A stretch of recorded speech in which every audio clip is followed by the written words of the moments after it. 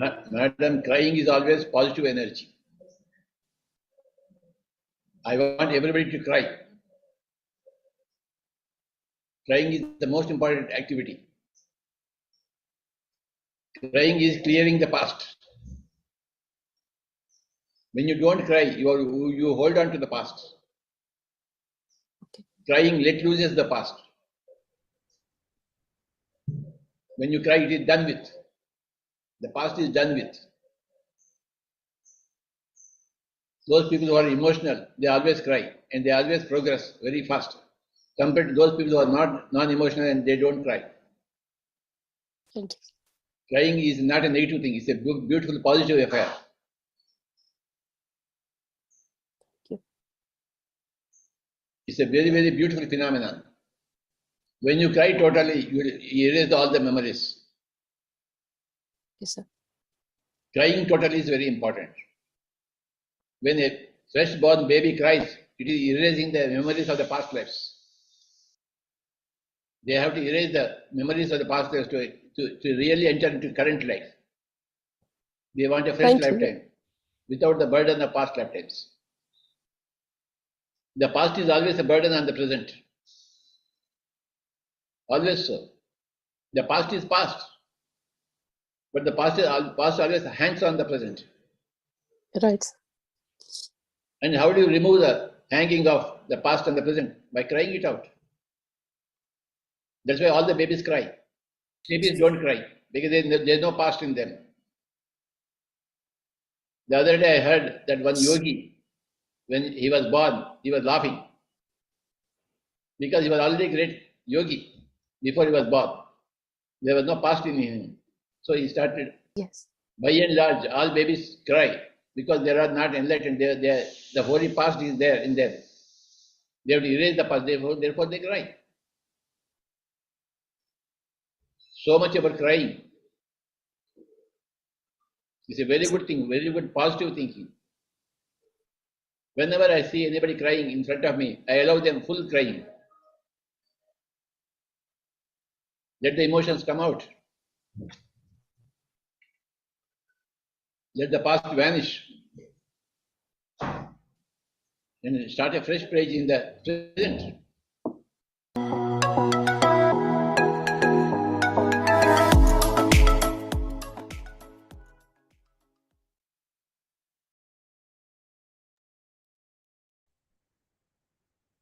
Great evening and a happy morning to all dear friends. I welcome all of you for today's masterclass. That is our Saturday masterclass, our specialty. Today we are extremely happy to have Divya Nadimpalli with us. She is going to talk about practical spirituality with us. So hearty welcome to you, ma'am, for joining with us today. But before going into the session, I think let us all first meditate together. Hope it's okay for you, madam, Divya madam, to go for meditation first. Yeah. We will first do our meditation, then we will move into our session. So sit comfortably for the meditation. What we are going to do? We are going to do breath mindfulness meditation. Close your eyes. Close your eyes. Clasp your fingers and remove your specs if you are wearing it. And place your clasped fingers on your lap. Cross your legs and observe your normal, gentle, natural breath. Let us start the meditation. And first, relax yourself completely. Then, bring your focus onto your breath. And reach a emptiness and be in emptiness as long as possible. Our goal is to be in emptiness. You will have Chandra sir's guidance with the music. Today, Divya ma'am will guide and play that music, ma'am. Okay. Take a, comfortably sit yourself and close your eyes and scan your body. Observe the feelings from top over your head to the toes. Completely relax yourself from top to bottom.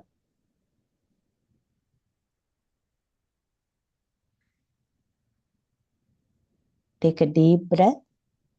One long deep breath. Let's go. Let's go.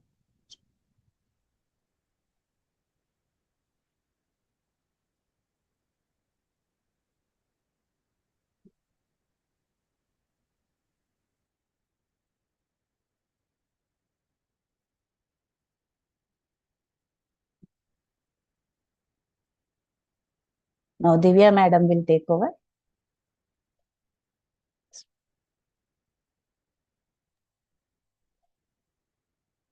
Thank you, Vindhya madam. Hello, my dear friends. My name is Divya Nadimpalli. I'm from Dallas, Texas. Madam, So first this let us section- do other meditation, madam. You will guide Yes, yours. yes, madam. You will be Yes, guiding yes. us. Yes. Then we will have your formal introduction. Then we will move into the session. Yes, madam. So the meditation that we're going to practice is called breath mindfulness meditation. Kindly sit comfortably. Cross your legs, match your hands, fingers into fingers. Close your eyes, and whenever you're ready, kindly be with your breath. I'm going to play light music.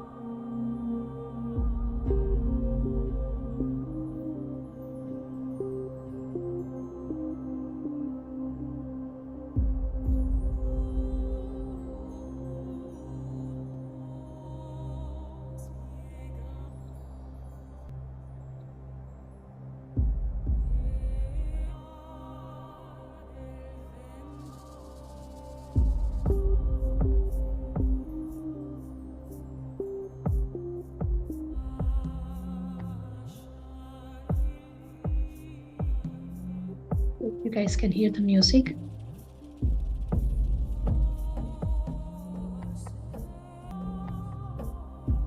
Slowly relax, my dear friends. Let's start relaxing your toes. Relaxing your feet.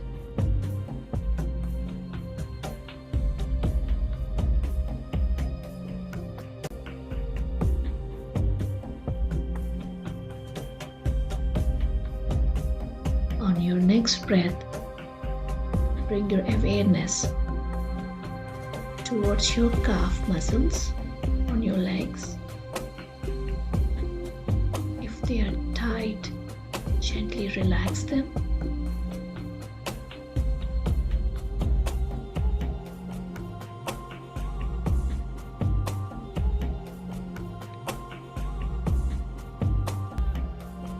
Relaxation is the first and foremost step in meditation.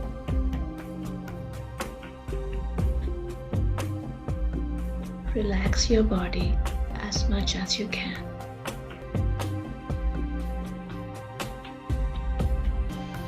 Now gently bring your awareness to your thigh and knees on both sides. And let go of any tensions or stiffness you're holding on to.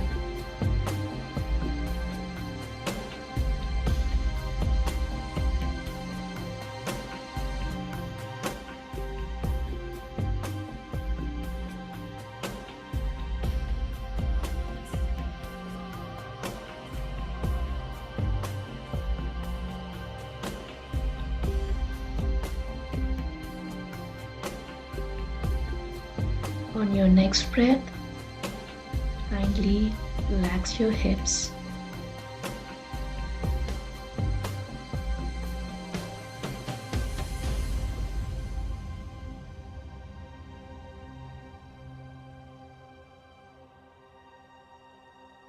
And now, let's move on to our low back region and relax all the low back muscles. Your spine need not be stiff or erect. During meditation, you can sit comfortably and relax and round your spine. If needed, you can take back support, which will help you to sit for a longer time.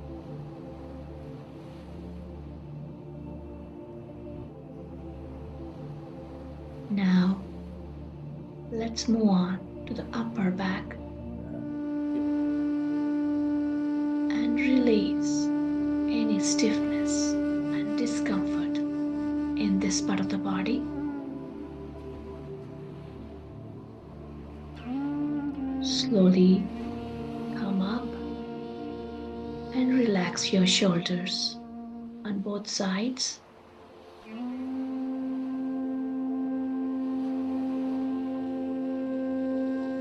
If your shoulders are tight or going forward,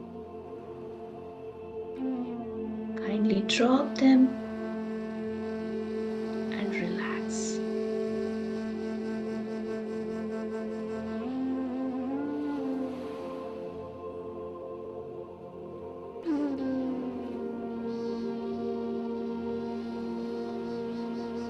Next, as you exhale, bring your awareness towards your stomach region and gently relax.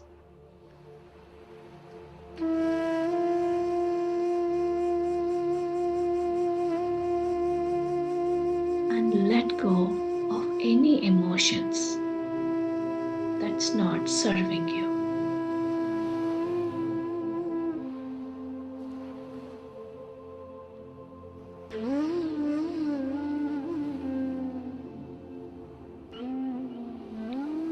Slowly bring your awareness to your heart and chest area. As you are here, take some deep breaths and relax your lungs and your heart.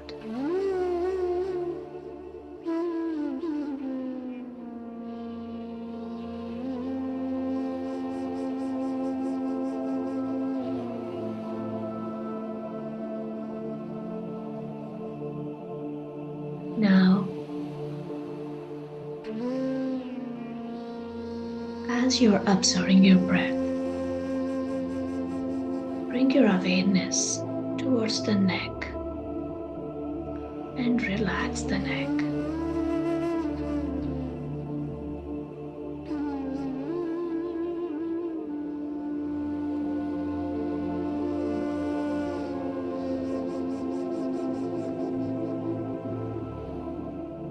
Now, let's gently move on to our face. Bring awareness to all the small and minute muscles on your face and relax them. Sometimes in life, we are so busy and we forget to smile. Have a gentle smile on your face. Enjoy this process of relaxing your entire body. Now, let's bring your awareness towards your scalp region, your hair, on the top of your head. Relax your scalp, relax your ears. If you're clenching your jaws or holding your teeth together tightly, gently open up and relax it.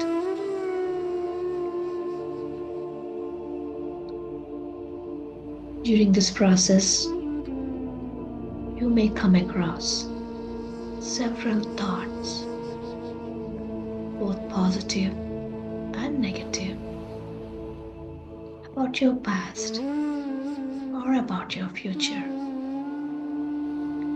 both good and bad.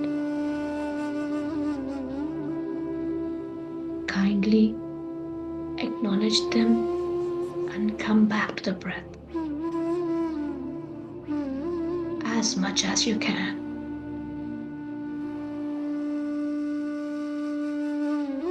The next 30-35 minutes, let's be with our own breath. Simple, natural, normal, and easy flowing breath.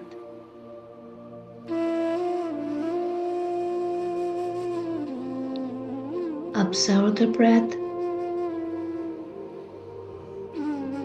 how it's going in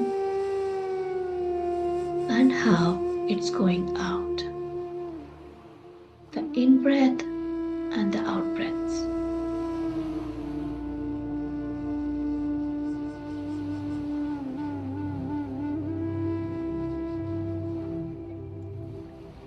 No need to chant any mantras. No need to visualize anything in this process.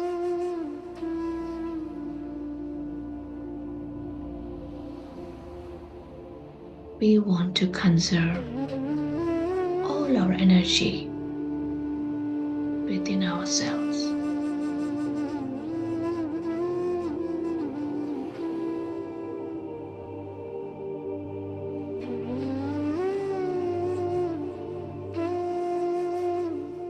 Meditation is the greatest gift we can give to our own selves.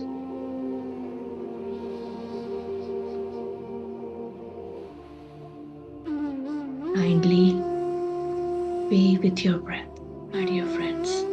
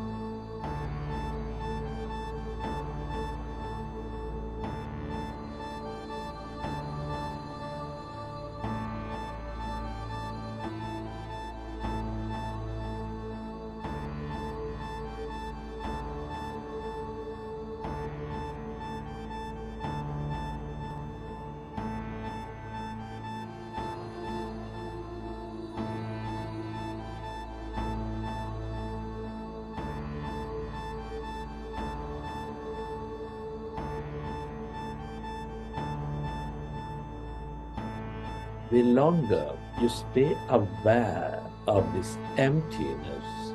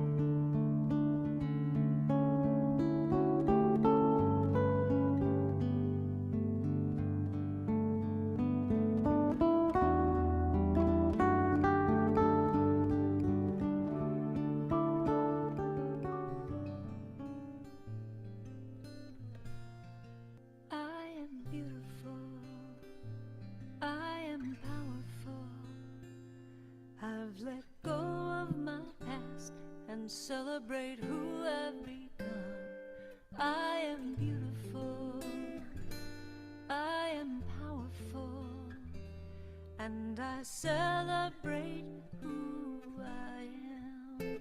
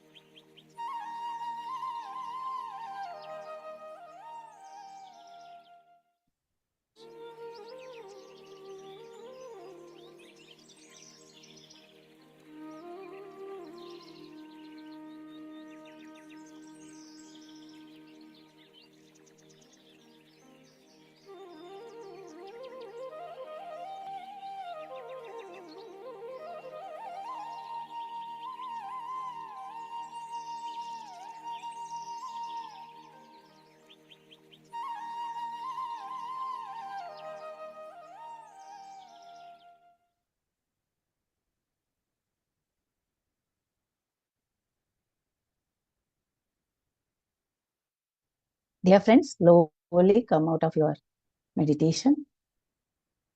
Hope you all enjoy today's meditation with Diva ma'am's soothing guidance. I hope you are all able to go deep into that and enjoyed it fully. I welcome back all of you for today's session.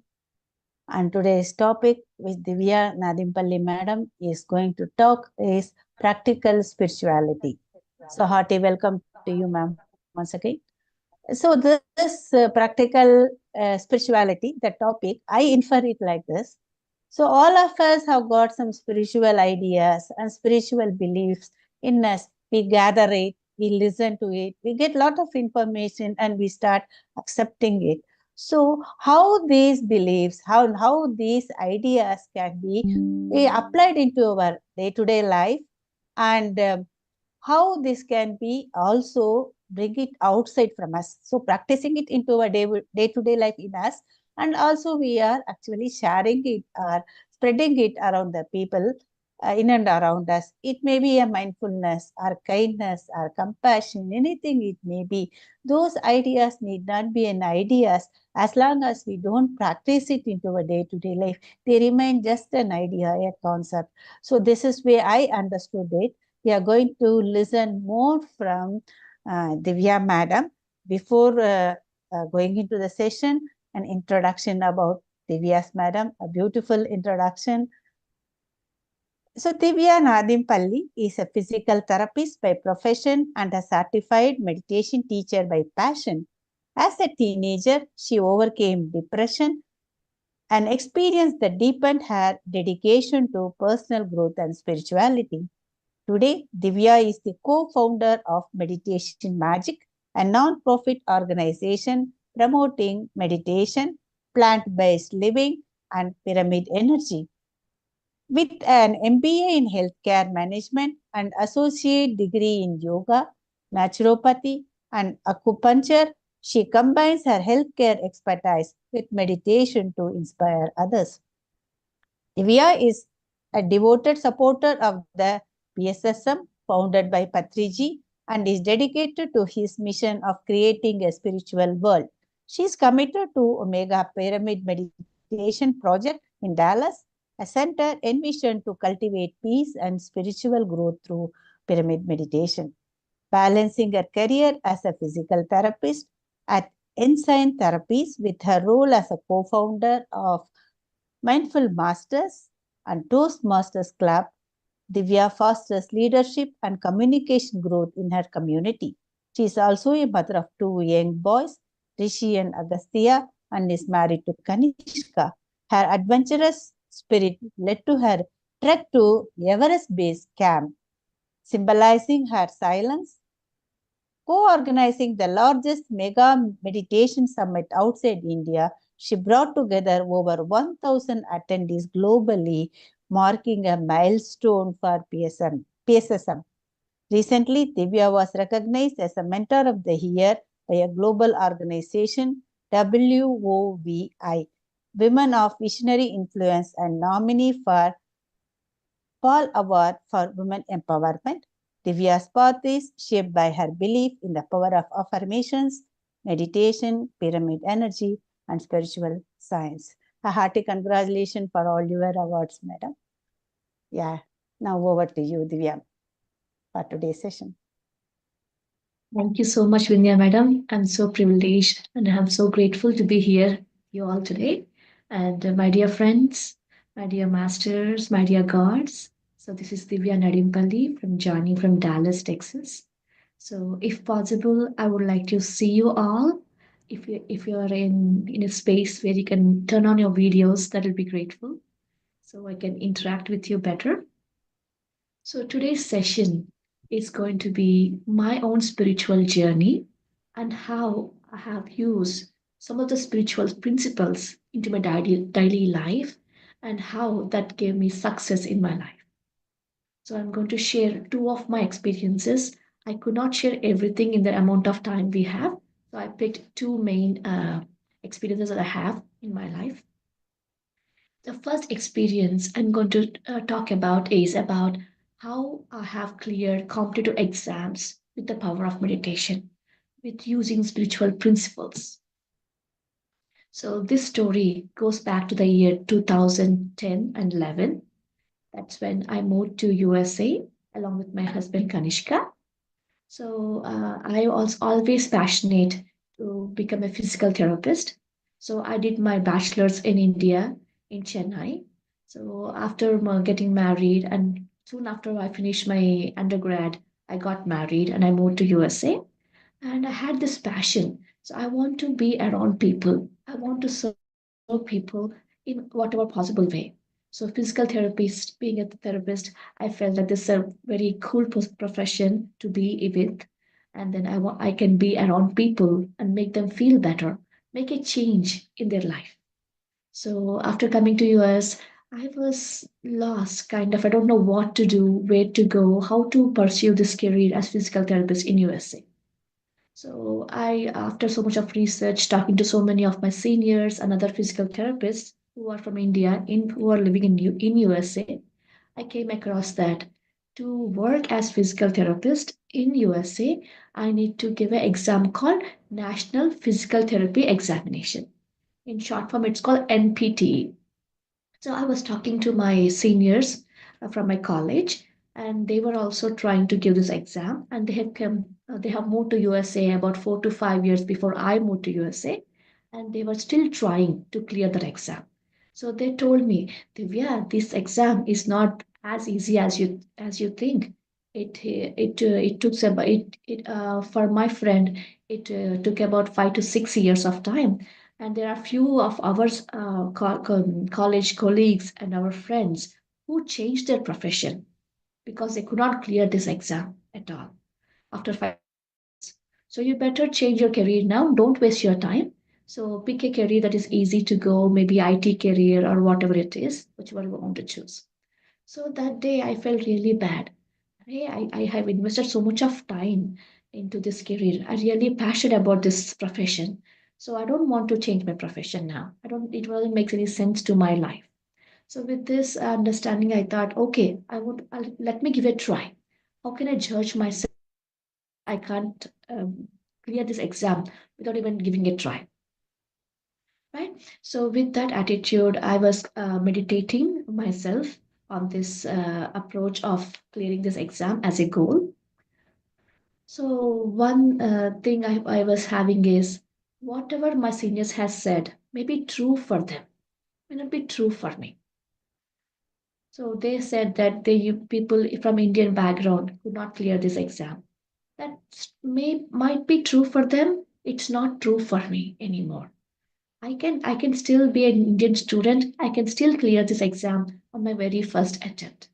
That was a strong intention I had for myself. I thought I'll give my 100% to prepare for this exam and invest the time I have into this goal of clearing this NPT.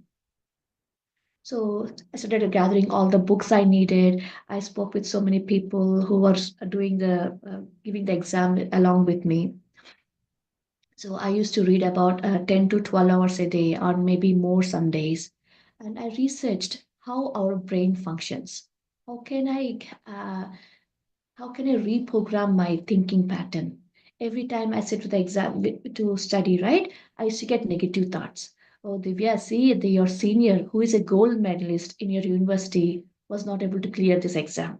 How can you dare even to think of this exam and clearing it to the very first attempt, being an average student compared to her? Right? These are the thoughts I have. So every time I have such thoughts, right, I used to do reaffirmations. Like I used to rechange the negative thought into positive thought. So when I said when I have the thought like I can't do it, you're not capable of doing it, I should write the affirmation like I can do it. I have all the possible capabilities, all the skills that needed to clear this exam on the very first attempt. So I really worked really hard, retaming the mind to think positively and reprogramming my own beliefs that I thought about my own self and about this exam. This process went on about 5 months. I finally blocked a date to give the exam, and blocking the date gave me really good strength to give me good focus to study for the exam. So, other aspect, I did more research about how to study. What's the best time to study in the day? Is it in the morning? Is it in the night? And how can I retain whatever I read without forgetting things? So, this research gave me some insights that you have to revise whatever you read within 24 hours. If you're learning a new concept, revise it in 24 hours, within 24 hours. And the best time is to study is early in the morning, and the best time to revise is just before you sleep. So your mind, your subconscious mind, really gets activated just before a few minutes before you go into sleep. That's a time subconscious makes your takes the input or the content you give to the mind into long-term memory. That's how you retain the knowledge you were able to that you're trying to acquire. So these techniques combined with meditation and combined with affirmations really helped me, my dear friends. So I was able to clear it on the very first attempt.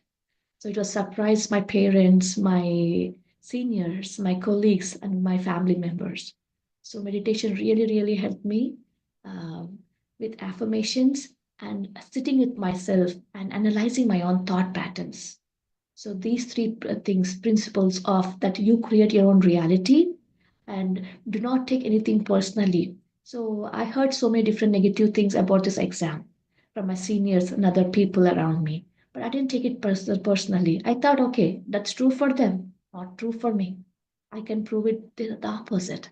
So two principles of not taking anything personally and believing that you create your own reality. You are capable of doing whatever you want to do in your life. And then patiently working practically with your thoughts and your beliefs. So these three things really helped me to successfully clear the exam the very first attempt. So the next experience I'm going to share is that is following this same experience I'm going to share. So after clearing NPTE, I had the next struggle was to find a job. So I have all the educational credentials, all the qualifications to work as a physical therapist. I don't have a visa. I didn't have the interview to be in the hospital. So that's a struggle again. This visa of H1B for physical therapists has so many criteria. So I have to give little bit more exams, just like NPTE, and I have to clear some law exams, knowing to know how US laws operate, what are the rules and regulations for physical therapist profession. So I did all the research, I gathered all the books again, I gave all the exams, and then I finally got my license into my hands. And now I need to find an employer who can sponsor my H1B visa. That is a struggle again. So I did intense networking. I spoke with so many people and finally found one employer, and he was ready to do my H1B visa. And I got the visa. And now the next struggle I faced was clearing the interview, job interview. So I was waiting for job interviews calls, but I didn't get any calls. So I was thinking I came far away to come to this extent. I was not able to get any calls. So that time, the best principle I came across is manifestation. So every day, early in the morning, I used to meditate about an hour or so. And after meditation, I used to visualize myself. I used to visualize myself as if I'm in a job location. I have a very great boss, I have very great colleagues, and I used to even imagine, visualize things, how my office should look like, how should my desk look like, how would my boss interact with me, how happy I was being in the job location. And to take a little bit one step ahead of this visualization, I lived that. I mentally, in the mental plane, I lived as if I already got the job. I was so happy. I went and got my workwear, the um, professional wear. I got some handbag for the work. I have got nice shoes. I got a lunch box that's going to help me to go into the job. Even before the job reality, I I was manifesting this. So with this manifestation technique, right? You don't believe it, I got into job location within 11 days. So from the time I started visualization and the time I was in the workplace is 11 days. So these 11 days of me thinking positively, thinking what I really want and how my workplace going to be. So really helped me manifest the reality. So like I thought, my boss was really good. Whatever I was visualizing, right, it came to reality. I was whatever I visualized, that was exactly my reality was. Whatever I saw in my meditation in my mind, that was how my office looked like. That was how my desk looked like. That was how my boss was. That was how my patient were. So at this point of time, what really helped me was believing in myself and the believing the power of manifestation. These two principles really, really helped me to get into the job, get into the dream job I was looking for. So likewise, my dear friends, so you can visualize anything, you can manifest anything you like, anything you deserve in this life. So the one other principle that really helped me was persistency and consistency, right? People usually give up. We have so many hurdles. When you see with me, clearing my NPT exam. So I'm an Indian student. I'm not that great like my senior who was a gold medalist in the college. I do have setbacks. I did had that limitations in the road. I did have the struggles like the roadblocks, right? But persistency is what really helps you, my dear friends. People usually give up so quickly. Sometimes if something small comes up, you said, "Oh, this is not for me." Oh, I know. Remember, my senior told that this is not for Indian people. This is not Indian people cannot clear this exam on the very first attempt. So I do had that, but keeping your mind positive throughout this journey is the key principle here. And whatever you do it consistently. Do it over and over and over and over. It can be small, but still keep doing it over and over again. The combination of being persistent and being consistent is what you make you growth and success in your life. So likewise, I have implemented so many spiritual principles into my life, be it for building relationships or going to Everest Base Camp or finding a dream job and with spiritual parenting during my pregnancy and childbirth. I also have a non-profit here, the work I do. So all the principles really help you with whatever you want to do in your life. So just don't listen and go, try to implement it whatever way possible. It can be small step. So just think about something. If you have heard a spiritual principle to this today or on the you read a book, try to analyze yourself and see how can I apply this principle into my day today, into day to my day life. So when you analyze yourself, you'll find a way to implement it. Once you implement it, you feel more confident about yourself and the practice you are doing. And you're going to evolve and you're going to grow as a better individual. So that is my story, my dear friends. Any questions and anything you want to me to add, please let me know. Please raise your virtual hand. Ma'am, you can tell about how you went to Himalayan base camp. Sorry, Everest base camp. That will know Yes, about madam. it. Yeah, sure. So it's a long story. I'll keep it short, madam. So as a kid, right, I always wanted to do visit Himalayas, madam. So it was always me being in my dream since my childhood. We hear different stories being an Indian about Himalayas. So I did had that wish that I need to visit the Himalayas at least once in this lifetime. So this wish got very intensified in the year 2018. So I was working full time. I had my son, a first son. His name is Rishi. He was 4 years old by then. I somehow felt that this is a time I need to go and visit Himalayas. So I was doing so much of research online, reading blogs, seeing YouTube videos, and what kind of treks are there in the Himalayas. So I came across 10, 15 treks, and one trek really catch my attention was Everest Base Camp. Like you all know, Everest is a top mountain in the world, the biggest and the tallest mountain in the world. And Everest Base Camp is one of the toughest trek in the world. But somehow I could not convince settling to any other trek than Everest Base Camp trek. Do I have experience before? No. I did go to small walks, nature trails, maybe one or two hikings with Patriji, but I haven't done something like this sort, like this intense for 15 days, and that too in the high altitude and being in being there's no roadways there. That was a biggest thing I had that time. But somehow I thought, okay, I need to do this. I need to at least try. How can I quit not even giving it a try, right? That was the thought pattern I had. So I convinced myself, I made a strong decision. Okay, Divya, if you're going to the Himalayas, you're going to this trek, Everest Base Camp trek. So I made a decision into my own mind. The next challenge is I need to convince my parents and my husband, and I have a small child, right? So first thing I did, I called up my mom. Mom, this is what I'm thinking to do. What would you say? Should I go? She said, Divya, everybody has so many dreams, and we just waited so long in our life that now, even if I think of doing this, I could not even imagine after 50, 60 years of my age. Now you're at the right age to manifest this. So I will support you in every possible way. Please go ahead. So I got the first signal, green signal from my mother for this trek.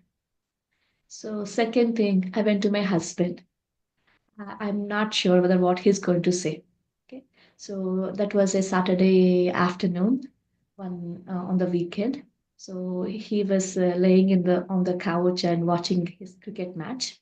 So I went to him and said, his name is Kanishka, and we call him Raja. So Raja, this is what I want to do. I want to go to Everest Base Camp.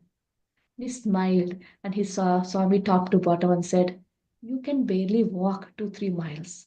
If you overstrain yourself, you sleep for 3 hours. Are you really serious about it? And think about, do you really know how much it takes, the physical fitness it takes for this Everest Base Camp trip? I said, I have little knowledge. I don't have the full experience, but I want to give it a try. And he smiled and said, okay, get fit first, then we'll think about it later. Okay, so I considered that as a green signal from his side, and I forgot about asking his permission after that. So then I started changing my routine. So I was doing full-time job. I have a small children. I have a small son. He's 4 years old back then, and I woke up a little bit early in the morning than usual. So I need to do something new, right? Something fitness and then yoga and then running, right? So I needed some extra time for that. So I used to wake up at 4 o'clock, did my meditation. I used to go for walking. I got a nice backpack for the trek. So I used to put about dumbbells, 8 pound, 10 pound dumbbells onto the inside the backpack, and I used to walk. I was training my shoulders. I was training physically. So I had about 3 months. So they said best time for this trek is in the May to July, and if you miss this, you have to wait the next year. So I didn't want to miss that time. So I went ahead and blocked the trekking their dates with the company, the travel company. So I had about 3.5 months to 4 months for the preparation time. So I thought, okay, these 3-4 months may not be good enough or enough time for me to really get fit, but I'll try my best. Whatever I can do in these 3 months, I'm going to give my 200% on my effort side. So with that intention, I used to do so much of workouts and so much of meditations. And what came across is when I was preparing this to trek, I got across so many fears of myself. Every time I go for a walk, I get, hey, in my mind used to say, yeah, this is not for you. Don't waste your time. Quit. If you don't make it to the Everest base camp, people are going to laugh at you. They're going to judge you. They're going to see you as a failure. So don't even think about this. So I had this constant nagging inside the mind, negative self-talk about my own self. And after coming back home, I should write, okay, yeah, I accept it. But let me give it a try. It's okay. I agree that Divya is not that fit enough. Divya is not doesn't have that much muscles or doesn't have that much experience with this. But I want to give it a try. Let me give it a try. It's okay. Whatever happens will happen. If I have to make it to the Everest base, I will make it. If I have to come back home early, I'll come back home. It's okay with me. So I came across so many of my negative beliefs, so many of my fears. Every time I do something, there's some other new fear comes out inside the mind. So every night before I sleep, I used to sit down patiently, analyzing my own thoughts. Oh, what was the thought I had this morning? What was the fear I had this morning? And I used to reaffirm myself. Okay, it's okay to have these negative thoughts. It's natural to have these negative thoughts when you really want to do something. There's some resistance inside the body, inside the mind, but I still want to give it a try with this positive attitude. So that was the intention I had. So I trained for about 3.5 months, and I got all the gear, the hiking shoes, hiking poles. It was so new to me. I don't know which one to buy, what to buy, how much I need. I met so many people. I called so many people who has been to this trek before me, and they gave some nice information. I took their guidance and I got all the gear and all the things I need, and then I made a plan to India trip before I go to Nepal, so that I can give my son to my mom, so she can take care of my son Rishi when I was out for the trek. So I was also mentally preparing my son, who was never been alone without me. He's very small. So I used to tell him, so mommy is going to fulfill her wish, her dream wish, as she has a dream of doing this trek. You have to be with your grandma for 15, 20 days. So she's going to take a good care of you. I used to tell him every day. I used to prepare him mentally so that he'll not miss me and he will not be sick missing me during while I was being out in the trek. So he really adapted that. He got convinced, and finally my time has come. I traveled to India. I showed my mom how I take care of Rishi usually. I got him used to my mom, and my mom got used to him. And then I went to Nepal. So this trek, right? I went all by myself, and I met some fellow trekkers there, and we formed a small group, bunch of 8 to 10 people, and we started the trek. So after going there, right, the first day we met with our fellow group members. So these group people, right, they are marathon runners.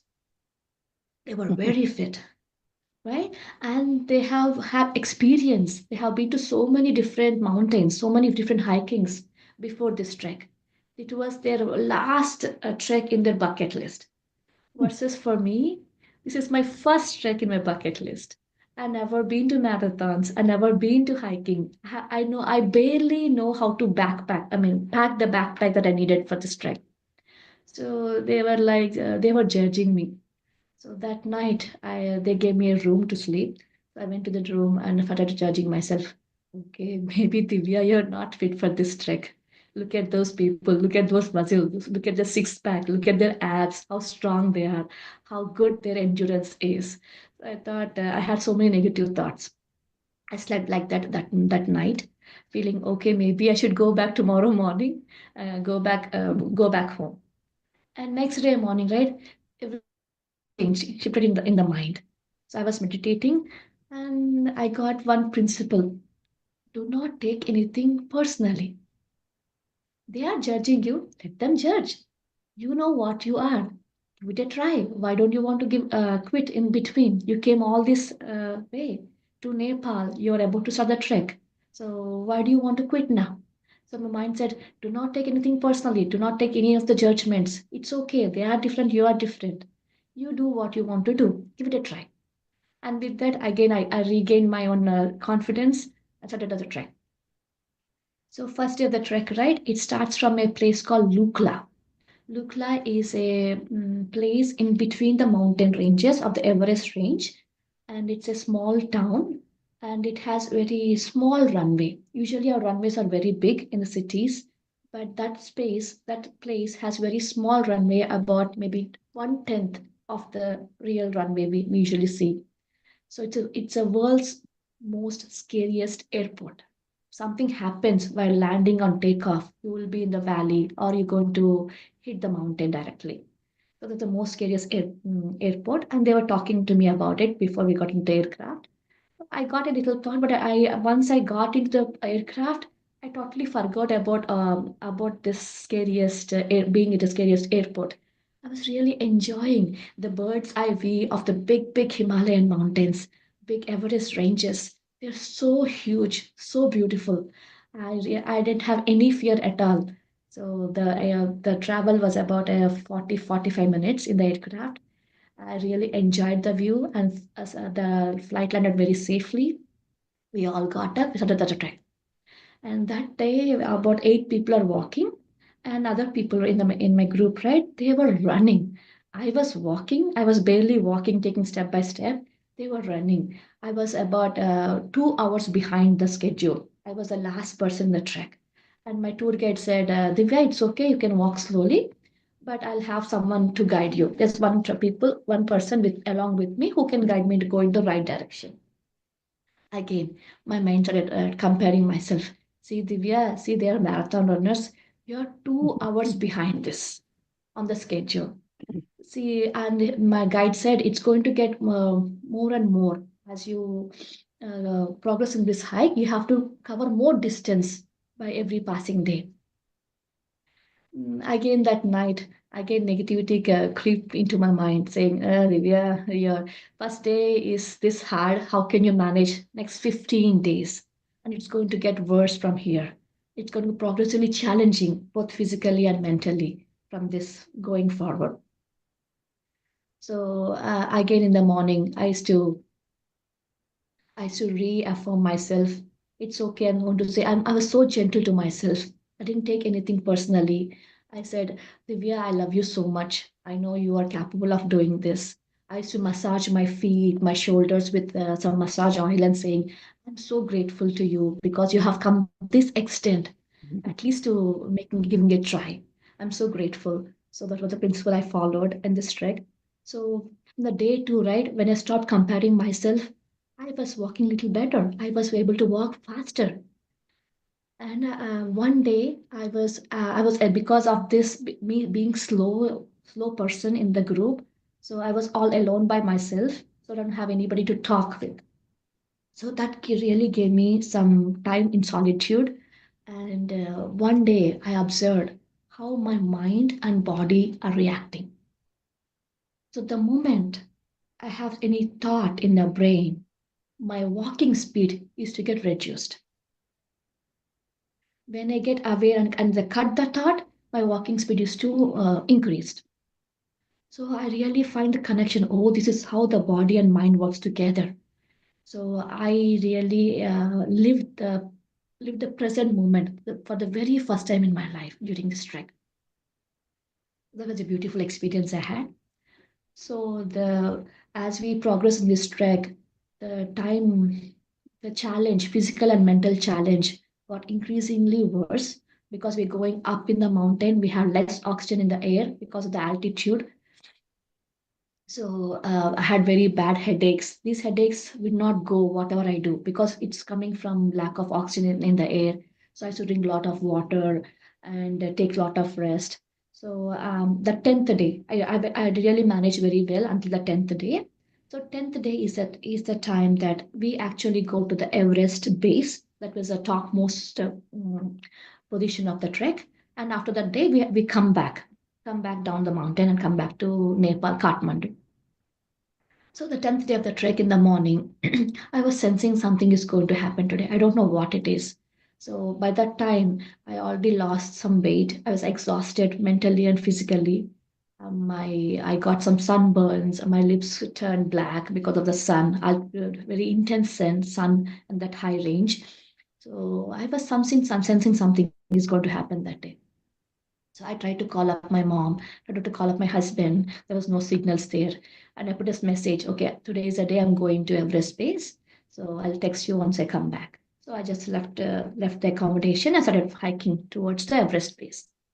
So it was little raining. It was cold. So we are walking.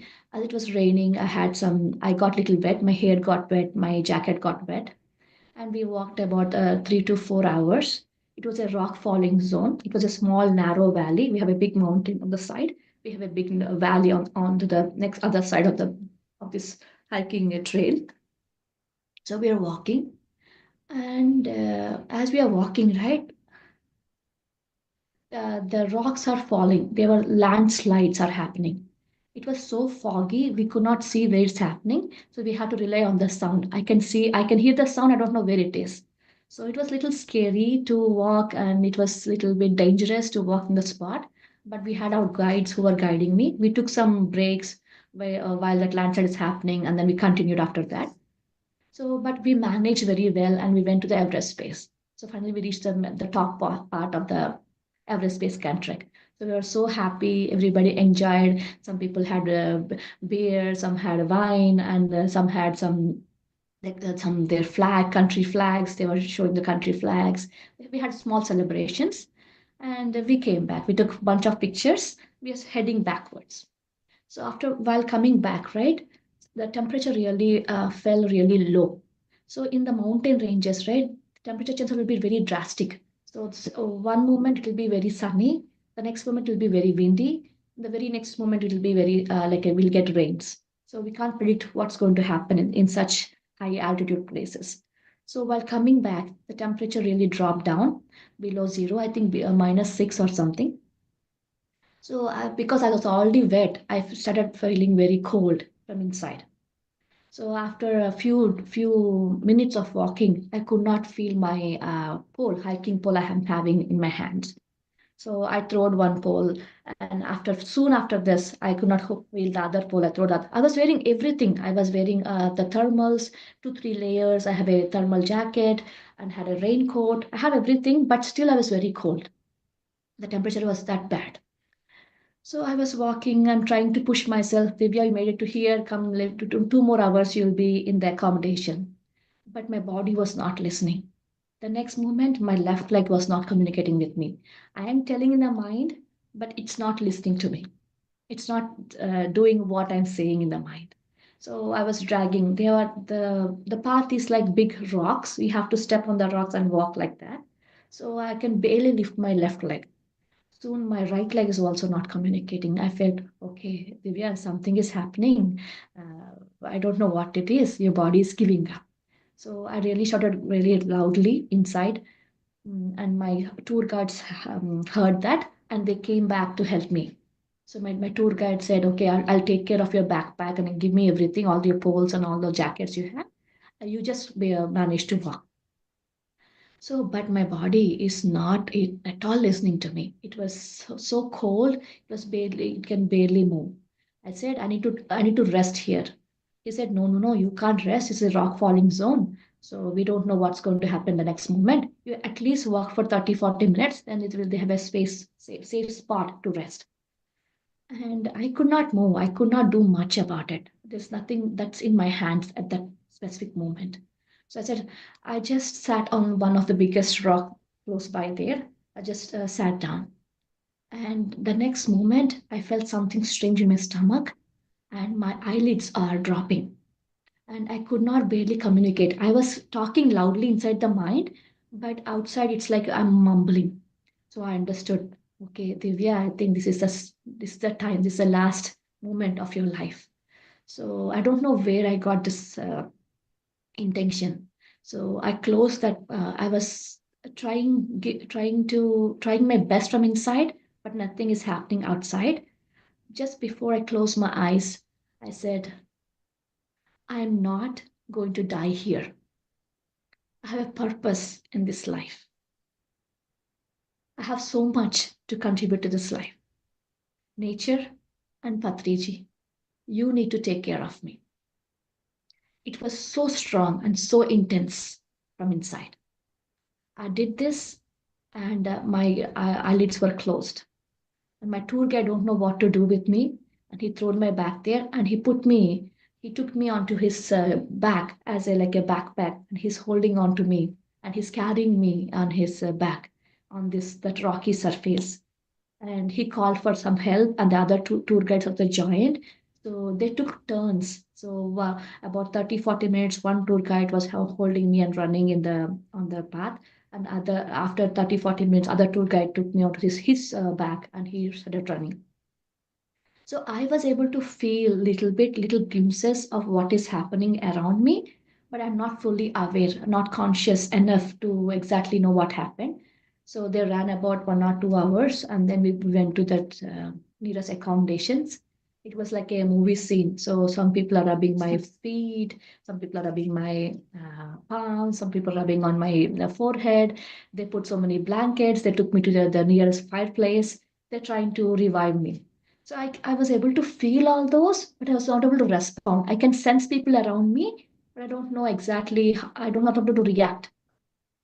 So this one lady in my group, she started talking to me. Divya, remember you were sharing about your dreams.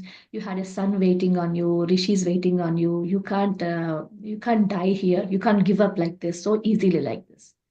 And that those words touched my mind. So slowly I regained my consciousness about an hour or I think 1 or 2 hours. I don't know exactly how much time I was there, and slowly regained it. And that was a big sign for my uh, camp guides. They were very happy to see me alive again. So, and I rested very well that night. The next day is the day where we come back to Nepal, Kathmandu. And the following day was the longest day of the trek. We have to walk the double the distance uh, than any other day. So I was worried the next day after waking up. So I don't know how I'm going to manage this long day of trek immediately after this experience of having a near-death experience. So I was massaging my body parts, saying, "I'm so grateful to you because you got me till here. You gave me this experience. You made me see these beautiful mountains, these spectacular mountain views of Himalayas and the Everest." And after that gratitude massage and meditation, I started my trek back. And to my wonder, right, my body was able to walk all the long distance the very next day. My tour guides helped me, but I was able to manage to walk all up by myself the 16 hours of trek the very next day. So, and next few days, everything happened so smoothly. I came back to Kathmandu, and last day of the trek, I had few insights from messages from inside, saying that everybody is spiritual, and we are equally spiritual and physical. We are 50% physical beings, and we are 50% spiritual beings. Some people are aware of it, and some people are not aware of it. And next message I got was, you accept yourself as you are and accept others as they are. So the two main things I got as a message from inside on the last day of the trek. And I made home safely and peacefully. And during the trek, I never felt much of body pains like I used to feel. And after coming back home, I was sharing my experience with some of my friends who were in the spiritual path, saying that, oh, you know what, Jyoti, I didn't feel any leg pains or cramps in my body. And she said, Divya, you didn't feel it. I felt it here. I was living the reality that you were living there. And she was really feeling any unexplained body pains throughout the days I was in the trek. So that happened to 7 other people as well. One person felt knee pain, other felt person back pain. So that's when I understood that we are all interconnected as souls. So this is not just me doing this trek, it's a group of people as souls. We did it together. That's when I understood that we are was it like a kutumbam, like a one big soul family. So that was my experience, madam. I know I can tell more. I know we don't have much time. So it was a I- beautiful experience, madam. I cherish it even today. Even while listening to you, we are able to actually feel how much you cherish those memories. Not only that, you have taken us through that that is an Everest base camp trip to you. And when we are, after listening to you, really the goosebumps, I am having the goosebumps.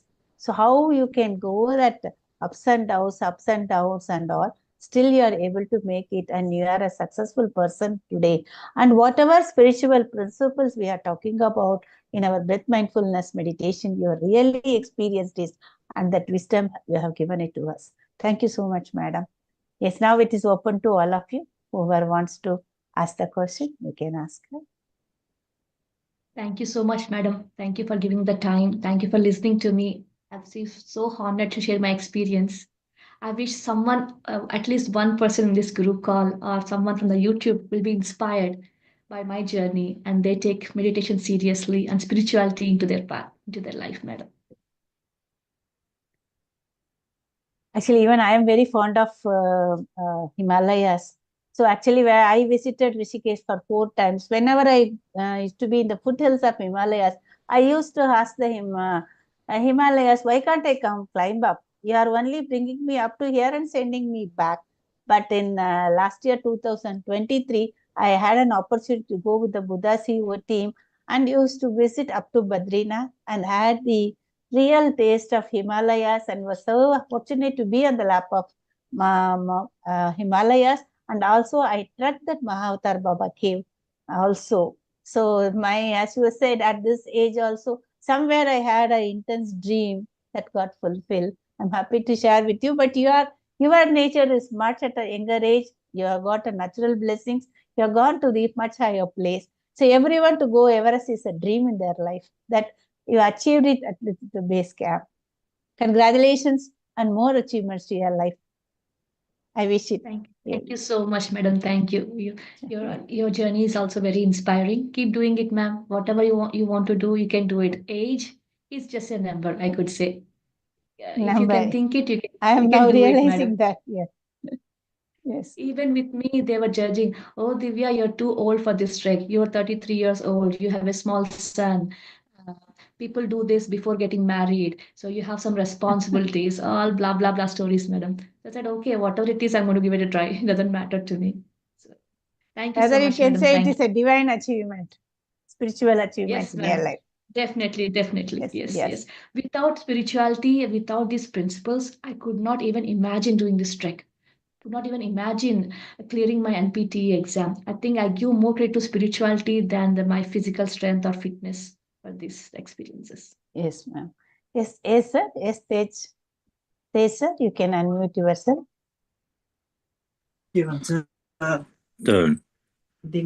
Hello, good evening, ma'am, and namaste, everyone. I'm Tej from Nepal. I really enjoyed listening this experience of the Bazi.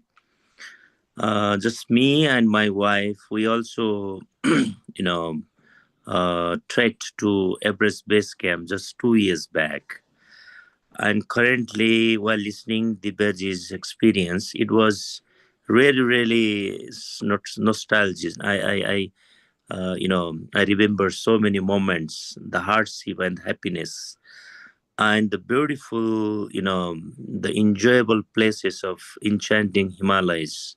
It's really trek, nice trek. And the main thing today I enjoyed with the Baji's, experiences. She really, connected the trekking with the spirituality. This is what I enjoyed a lot. And me and my wife, we were together listening her sharing.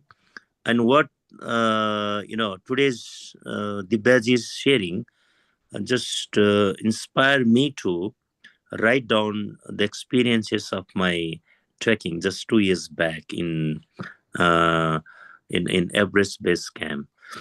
And yes, of course, it's very challenging. Sometimes we feel that we may get back, dropping the track.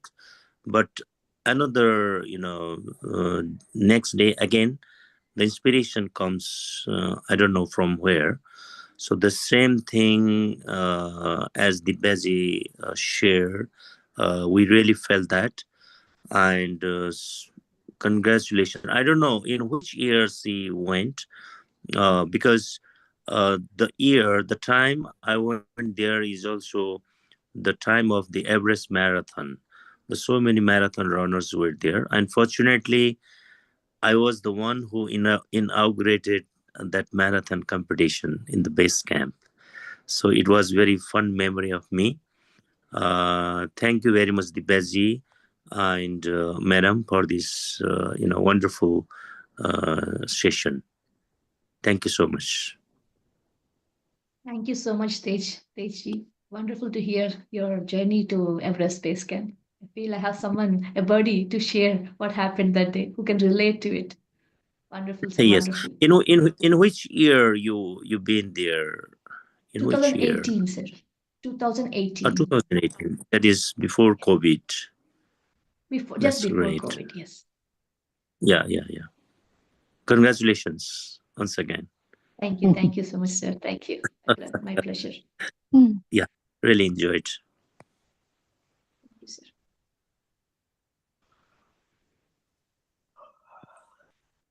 Yes, dear friends, anyone wants to ask any more questions or any doubts to be cleared from Divya ma'am? Okay. So now let me express my deep gratitude to Divya madam for taking time, and she explained it so beautifully, her own personal journey that is combined with her professional as well as her achievement dream, what you call that, dream goal, what she had it in our mind, both with the for help of the spirituality, following the spiritual principles.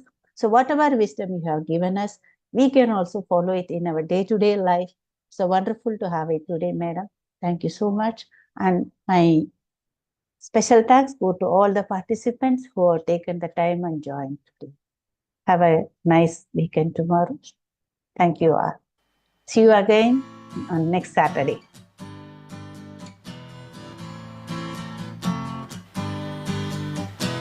Thank you. I have so much gratitude. Thank you. I have so much gratitude. Thank you. I have so much gratitude. Thank you. Thank you for my life. Thank you for my health. Thank you for my love. Thank you for my wealth. Thank you for my home. Thank you for my happiness. Thank you for my work. Thank you for my plan. Thank you, Monica, for being with us. Thank you so much, everyone. Thank you, ma'am. Thank you. Thank you.